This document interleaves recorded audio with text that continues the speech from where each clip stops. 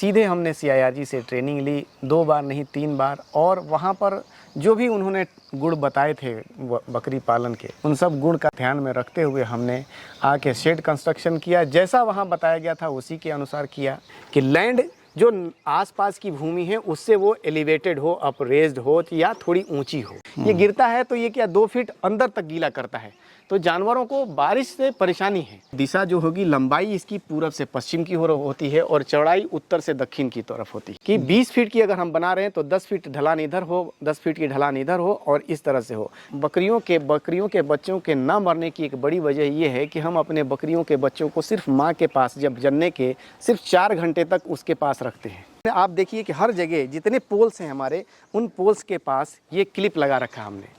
तो दोस्तों, आज हम बात करने वाले बहुत ही इंपॉर्टेंट टॉपिक के बारे में, जिसके बारे में अक्सर हमारे जो किसान भाई या फिर जो नए फार्मर हैं वो बात नहीं करते हैं, या फिर आज हम बात करने वाले हैं बकरी फार्म के शेड कंस्ट्रक्शन के बारे में। अक्सर लोग इसमें बहुत पैसा लगाते हैं या फिर शेड वगैरह ठीक से नहीं बनाते हैं। मेरे साथ हैं सर, आज हम इस टॉपिक के बारे में बात करने वाले हैं, कैसे आपको फार्म वगैरह बनाना चाहिए, कैसे आप इससे ज़्यादा प्रॉफिट ले सकते हैं। सर नमस्कार। नमस्कार। कैसे हो सर? बस जी, आपका स्वागत है, बहुत बहुत है। मालवा गोट फार्म दतौदा, जिला इंदौर, मध्य प्रदेश में। कैसे हैं सर? बस दया दृष्टि है ऊपर वाले की। थोड़ा सा एक तो हमारे जो दर्शक आपको देख रहे हैं, अपना परिचय दीजिए, हम लोग कहाँ पे खड़े हैं और क्या लोकेशन है फार्म की सर? मैं मोहम्मद शाहिद हुसैन, मालवा गोट फार्म दतौदा, जिला इंदौर, मध्य प्रदेश। हमने पिछले 5 साल से हम ये काम कर रहे हैं और शुरुआती दौर में हमने सिविल सर्विसेज की तैयारी की, और जब उसमें 3 बार 4 बार हमने इंटरव्यू दिया, स्टेट सर्विसेज का नहीं हुआ, तो हमने एज ए प्लान बी इसको एग्जीक्यूट किया और सीधे हमने CIRG से ट्रेनिंग ली 2 बार नहीं 3 बार, और वहाँ पर जो भी उन्होंने गुण बताए थे बकरी पालन के, उन सब गुण का ध्यान में रखते हुए हमने आके शेड कंस्ट्रक्शन किया। जैसा वहाँ बताया गया था उसी के अनुसार किया, और आज 5 सालों से काम कर रहा हूँ। ऊपर वाले की दया से किसी तरह की कोई समस्या नहीं है, और कि यहाँ पर 0 मोर्टेलिटी है, एक भी बच्चा मेरे यहाँ मरता नहीं। तो सर, फार्म बनाना क्यों ज़रूरी है बकरी पालक भाइयों के लिए, अच्छा फार्म हो भी?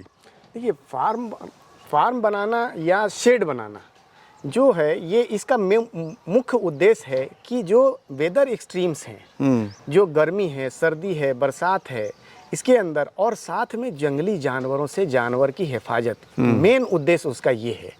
ये हमारा डेड असेट होता है, जिसके वजह से हमारा कोई आउटपुट तो नहीं आता उससे, हमको सिर्फ उनकी सुरक्षा के हिसाब से बनाना है। तो इसमें शेड कंस्ट्रक्शन करने में जो लोग करते हैं वो दिखावे के लिए या फिर उसको बहुत अच्छा बनाने के लिए वो उसमें अपना बहुत अच्छी कैपिटल लगा देते हैं। तो कैपिटल उसी हिसाब से इन्वेस्ट किया जाए कि शेड हमारा बने और क्वालिटी एनिमल्स हम परचेज कर सकें। देखिए, हमने जो CIRG ने हमको जैसा मानक बताया कि एक तो कि लैंड का सिलेक्शन हमारा बहुत इंपॉर्टेंट होता है इसमें, कि लैंड जो आसपास की भूमि है उससे वो एलिवेटेड हो, अपरेज्ड हो या थोड़ी ऊंची हो।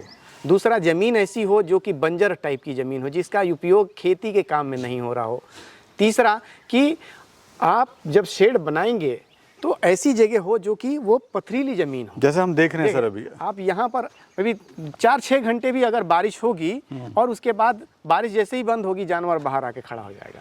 अच्छा, पानी सब एब्जॉर्ब हो जाता है इसके अंदर। ये खरस टाइप की मिट्टी है, ना तो मिट्टी है और ना ही पत्थर है, ये बीच की जगह है। हम देख रहे हैं सर, थोड़ी ढलान भी है ऊपर से नीचे। बिल्कुल। क्या वो जानबूझ के बनाई है, नेचुरली है सर? बिल्कुल नहीं, नेचुरल बनाया गया है इसके, कि अगर बारिश हो तो वो पानी ऑटोमेटिक क्या है कि वो ड्रेन होके वो वापस यहाँ से निकल जाए। इनके बीच में पानी नहीं होना चाहिए। हाँ वही सर, बिल्कुल पानी यहाँ से निकल जाएगा। बिल्कुल निकल जाएगा। वहाँ से भी ड्रेन है, ये बीच से पानी निकल जाता है और इधर नीचे बरसाती नाला है, उसमें से पानी निकल जाता है। एक चीज़ हम और देख रहे हैं सर, जो आपने पूरा शेड बनाया हुआ है, अक्सर फार्म पे से सीधा पानी गिरता है, हर जगह से पानी गिरेगा, लेकिन आपने ऐसे सिस्टम यहाँ दे रखा है। ये पानी हम यहाँ से, अभी बारिश जब होने लगेगी तो हम यहाँ से भी इसको कनेक्ट कर देते हैं और यहाँ से हम दूर ले जाते हैं कि फार्म के पास ही इसका पानी नहीं गिरे। ये गिरता है तो ये क्या 2 फीट अंदर तक गीला करता है। तो जानवरों को बारिश से परेशानी है, ह्यूमिडिटी से परेशानी है, इन जानवरों को गर्मी से कभी परेशानी नहीं है जी। हमने जो बनाया, देखिए कि इसमें जो मानक हमारे बताए गए थे कि इसकी दिशा क्या होगी, तो वो दिशा जो होगी, लंबाई इसकी पूरब से पश्चिम की होती है और चौड़ाई उत्तर से दक्षिण की तरफ होती है। और लंबाई में जो हम बनाते हैं तो 4 फीट हम दीवार बनाते हैं ईंट की, और 4 फीट की जाली हम लगाते हैं और इस तरह से कोनिकल टाइप में बनाना है हम, कि 20 फीट की अगर हम बना रहे हैं तो 10 फीट ढलान इधर हो, 10 फीट की ढलान इधर हो और इस तरह से हो। बीच की हाइट 10 फीट या 10 से 10.5 फीट हो और साइड की जो हाइट होगी वो 9 फीट, 8 से 9 फीट होनी चाहिए। क्या वजह है सर?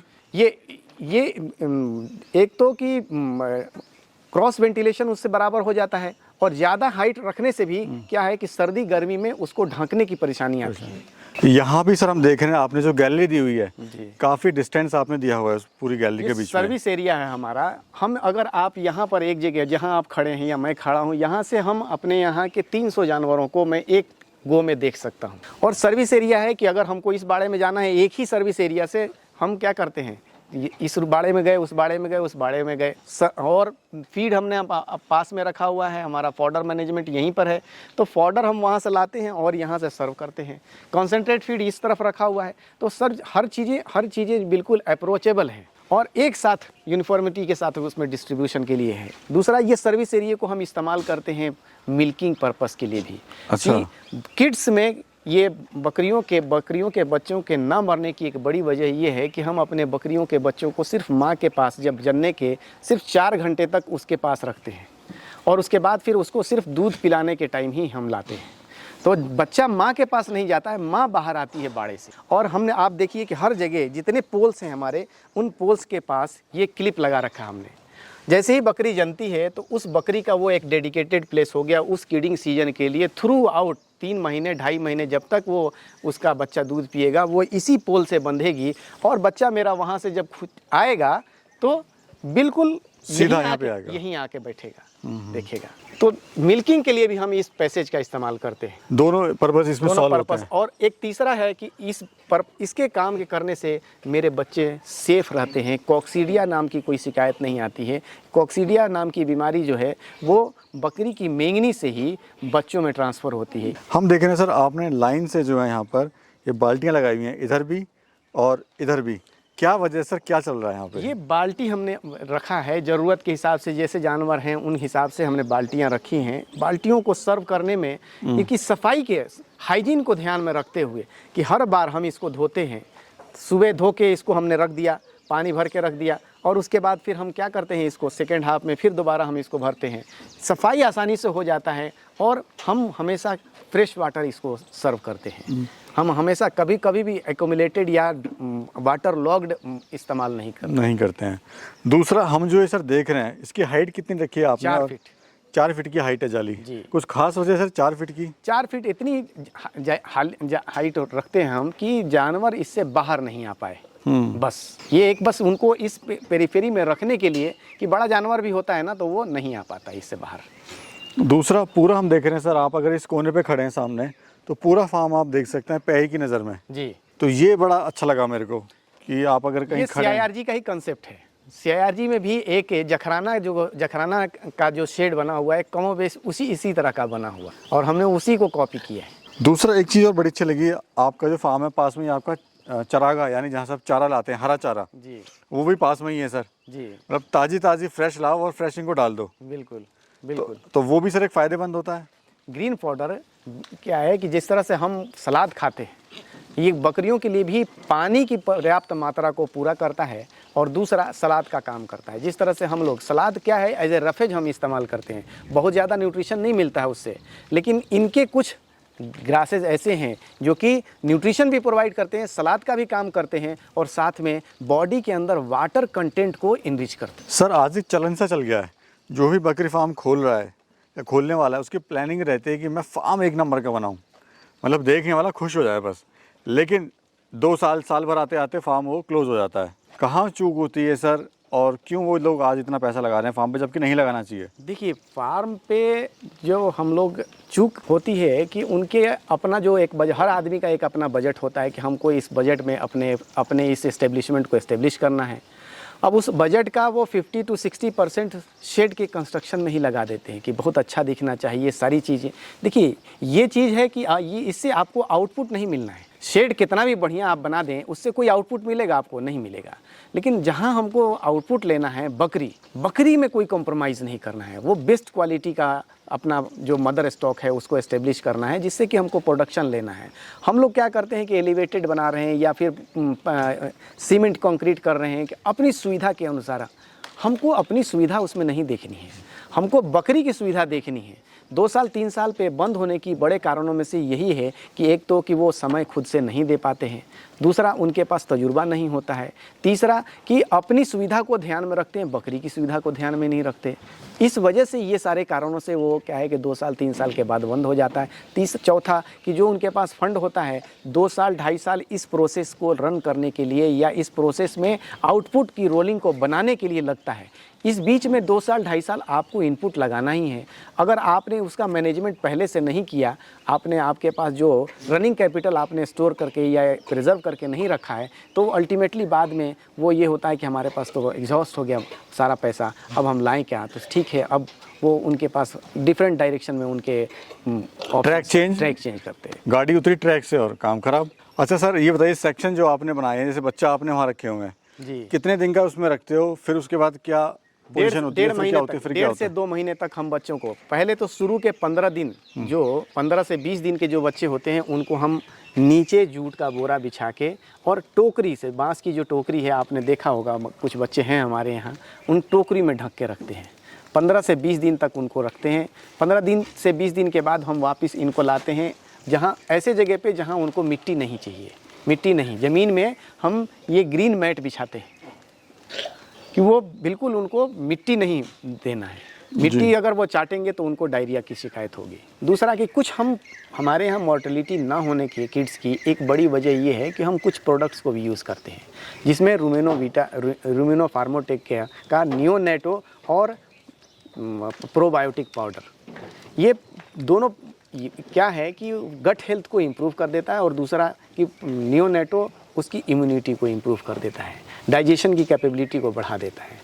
तो हम ये भी प्रोडक्ट इस्तेमाल करते हैं, साथ में सारे प्रैक्टिसेस को ऑप्ट करते हैं। इस वजह से हमारे यहाँ मॉर्टेलिटी नहीं के बराबर है या नहीं होती। ठीक है, बच्चे आपने उधर रखे सर जी, प्लस टोकरे में रखे, उसके बाद जो सेक्शन में क्या बकरी अलग रखी है आपने? बकरी अलग सेक्शन है हमारा गोट का सेक्शन है जी, ये फीमेल सेक्शन है पूरा, और ये मदर स्टॉक है। इस तरफ दूसरे तरफ है जो ये बीच में सर्विस एरिया, और इस तरफ जो सेक्शन है ये प्योर के पूरा का पूरा मेल गोट्स है का सेक्शन। ये दोनों सेक्शन हमने अलग रखे हैं।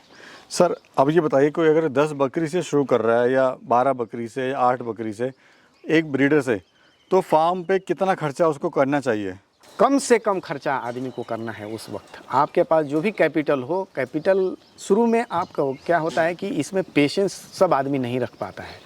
इसमें क्या आउटपुट आने में टाइम लगता है। आप बकरी लेके आए, बकरी हीट में आई, उसको आपने कंसीव कराया, प्रेग्नेंट हुई, प्रेगनेंसी 5 महीने की प्रेगनेंसी हुई, उसके बाद बच्चा दिया, बच्चा 8 से 10 महीने का होगा, फिर 2.5-3 महीने बच्चे को दूध पिलाया, उसके बाद दोबारा वो प्रेग्नेंट होगी। मतलब एक साइकिल रोटेट होने में तकरीबन 2 साल से 2.5 साल का टाइम लगता है। इस बीच में आपको पेशेंस इतना रहना चाहिए कि जो भी आप उसका सर्विस कर रहे हैं, खिला रहे हैं, पिला रहे हैं, वो इतना आपके पास पैसा रहना चाहिए, वो ब्रेक डाउन नहीं हो उसके अंदर। और उसके बाद फिर रोलिंग, अगर 10 बकरी से आप कर रहे हैं बहुत ज़्यादा पैसा नहीं लगता है, लेकिन मेंटेनेंस और साथ में आपका जो मनोबल है वो टूटे नहीं। आपके पास अगर पैसा रहता है तो ये मनोबल नहीं टूटता है। जैसे ही पैसा एग्जॉस्ट हो जाता है उसके बाद आपका मनोबल टूट जाता है और फिर आप सोचते हैं कि इसको छोड़ के हम दूसरा कोई काम करते हैं जिसमें बहुत फ्रीक्वेंट आउटपुट आए चाहिए। और सर अगर बात करें इस फार्म की, तो क्या खर्चा आया होगा सर इसको बनाने में? इसको शुरू में देखिए हमने बनाया था, इसको तकरीबन शुरू के 4 से 5 लाख रुपया एक तरफ का शेड बनाने में लगा। 4 से 5 लाख रुपया शुरू में। इस आज से 6 साल पहले हर चीज़ के दाम की कीमत थी, कम कीमत थी। और दूसरा कि जहाँ पर हमको इस्तेमाल करना चाहिए था, जहाँ पर हमने सेकेंड हैंड सब चीज़ों को इस्तेमाल किया। जैसे आप ये देख रहे हैं, ये बोरिंग के निकले हुए 2 इंच के होल के जो ट्यूबवेल होते हैं उनके निकले हुए ये पुराने पाइप हैं, उनको हमने जो 2,000 रुपये 3,000 रुपये का एक पाइप लाते हैं हम 20 फीट का, हमने इसको 600 रुपये में ख़रीदा। देखो डेड इन्वेस्टमेंट है सर ये तो हम जहां आपको ऐसा लगता है कि आप वहां पर अपने इन्वेस्टमेंट को कम कर सकते हैं या अपने पैसे को मतलब डाइवर्ट कम पैसे में इसका यूज़ कर सकते हैं, तो हमको करना चाहिए और इसमें ज़्यादा बेहतर है कि वही आदमी करे। जी, बहुत बहुत शुक्रिया सर और बहुत बहुत धन्यवाद आपका। आपने समय दिया और बहुत अच्छी जानकारी हमारे किसान भाई को यहाँ पर देने की कोशिश करी। शुक्रिया सर।